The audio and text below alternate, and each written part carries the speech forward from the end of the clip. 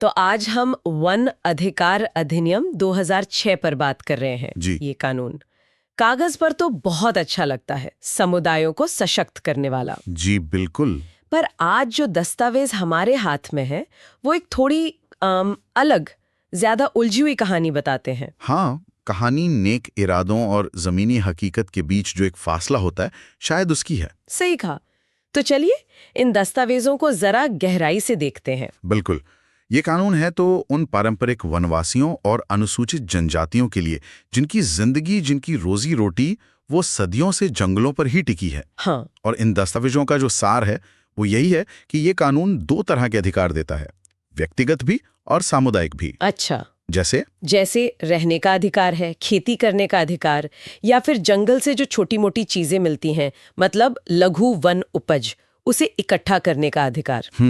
तो फिर ये अधिकार मिलते कैसे हैं? क्या प्रक्रिया है इसकी? दस्तावेजों में वो समितियों वाली बात है ना, त्रिस्तरीय व्यवस्था। हाँ, वो FRC, SDLC, DLC वाली।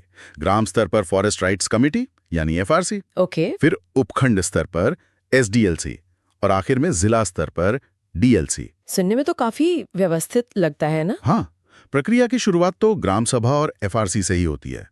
वही दावे दर्ज होते हैं क्योंकि जमीनी जानकारी वो तो वहीं सबसे अच्छी होती है। सही बात है। फिर ये दावे जांच और पुष्टि के लिए ऊपर जाते हैं SDLC और DLC के पास। वहां फिर वो प्रशासनिक और कानूनी नजरिए से देखे जाते हैं। लेकिन मुझे लग रहा है यहाँ एक लेकिन है। बिल्कुल। लेकिन दस्तावेज ये साफ इशारा करते हैं कि ये सफर, मतलब दावों के सत्यापन का ये सफर अक्सर काफी लंबा खिंच जाता है और इसमें मुश्किलें भी बहुत आती हैं। हाँ, यहीं पे मामला थोड़ा पेचीदा हो जाता है। ये दस्तावेज कई व्यवहारिक दिक्कतें बताते हैं। जैसे मान लीजिए कोई पीढ़ियों से कहीं रह रहा है जी। पर उसके पास कोई पुराना सरकारी कागज नहीं है। अब वो अपना दावा साबित कैसे करे? ये सबूत जुटाने की समस्या जमीन पर तो ये बहुत बड़ी होगी। बहुत बड़ी।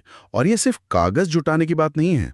कई दस्तावेज इस पर भी सवाल उठाते हैं कि ग्राम सभा जो इस पूरी प्रक्रिया की आप कह सकते हैं नींव है, उसकी भागीदारी कितनी असल है, उसकी सहमति कितनी वास्तविक है, क्या बस खानापूर्ति हो रही है। और इसी से जुड़ा सवाल ये भी है जो दस्तावेज उठाते हैं कि ये जो समितियां हैं FRC, SDLC, DLC, इनमें सबका प्रतिनिधित्व है भी या नहीं। बिल्कुल सही मुद्दा उठाया आपने। खासकर महिलाओं का या जो ज्यादा पिछड़े समूह हैं, क्या उनकी आवाज इन समितियों तक पहुंच पाती है? अगर नहीं तो फिर प्रक्रिया निष्पक्ष कैसे होगी? सही बात है। और प्रतिनिधित्व की बात से मुझे एक और चीज याद आ रही है जो इन दस्तावेजों में बार बार दिखती है, वो है जागरूकता की कमी। हाँ, ये भी एक बहुत बड़ी समस्या है।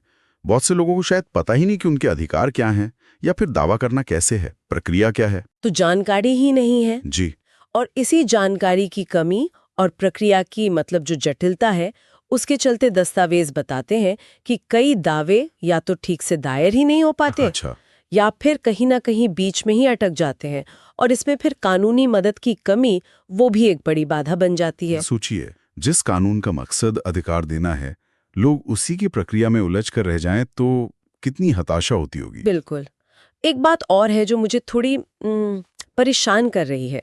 कानून का उद्देश्य तो बेदखली रोकना है, अधिकार देना है, पर कुछ दस्तावेज कह रहे हैं कि लोगों में अब भी बेदखली का डर है। ये विरोधाभास क्यों? ये एक गंभीर चिंता है और ये इन दस्तावेजों से साफ उभरती है। डर शायद इसलिए है क्योंकि प्रक्रिया में बहुत वक्त लगता है, या दावे खारिज हो जाते हैं, या फिर कभी-कभी जो दूसरे संरक्षण कानून है, कंजर्वेशन लॉज, उनके साथ FRA का टकराव हो जाता है। स्थिति थोड़ी उलझ जाती है। अच्छा, ये भी एक पहलू है। हाँ, इसीलिए प्रभावी निगरानी की जरूरत है और शिकायत निवारण तंत्र की भी। मतलब कि अगर किसी को दिक्कत है तो वो कहाँ जाए। ठीक। वैसे यहाँ PM जमन जैसी पहलों का भी जिक्र आता है दस्तावेजों में। वो सीधे FRA प्रक्रिया का हिस्सा तो नहीं है, पर वो आदिवासी समुदायों के कल्याण के लिए जो सरकारी कोशिशें हैं, उनको दिखाती हैं। हाँ, वो एक ब्रॉडर कॉन्टेक्स्ट देती हैं। और कुछ दस्तावेज तो यहाँ तक कह रहे हैं कि इस अधिनियम को लागू करने के तरीकों को या कुछ मामलों में तो इसकी वैधता को ही अदालतों में चुनौती दी गई है, रिट याचिकाएं। निश्चित रूप से ये कानूनी चुनौतियां जो हैं, वो इस पूरी प्रक्रिया को और धीमा कर सकती हैं या उसमें एक अनिश्चितता ला सकती हैं। तो मामला और उलझ गया। हाँ, ये दिखाता है कि सिर्फ कानून बना देना काफी नहीं होता, उसे हर तरह के दांव पेंच से बचाकर सही ढंग से लागू करना वो अपने आप में एक बड़ी चुनौती है। तो कुल मिलाकर इन दस्तावेजों से एक तनाव साफ दिखता है। एक तरफ कानून का अच्छा इरादा और दूसरी तरफ जमीनी हकीकत, नौकरशाही, प्रक्रिया की बाधाएं।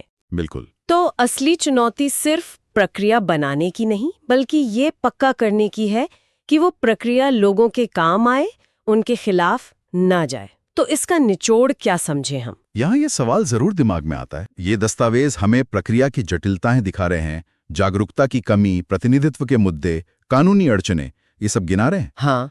तो सोचने वाली बात यह है कि सशक्तिकरण सिर्फ कानून की किताबों में लिख देने से तो नहीं होता, है ना? असली सवाल शायद यह है कि जमीन पर जो ये बाधाएं हैं, चाहे वो कागज की हो, प्रक्रिया की हो या कानूनी हो, इनको कैसे हटाया जाए, प्रभावी ढंग से कैसे हटाया जाए, ताकि एफआरए की जो मूल भावना है, न्याय और अधिकार दिलाना, हाँ। वन समुदायों को न्याय और वास्तविक अधिकार दिलाना, वो सिर्फ एक सपना ना रह जाए, बल्कि हकीकत बने। ये असल चुनौती है।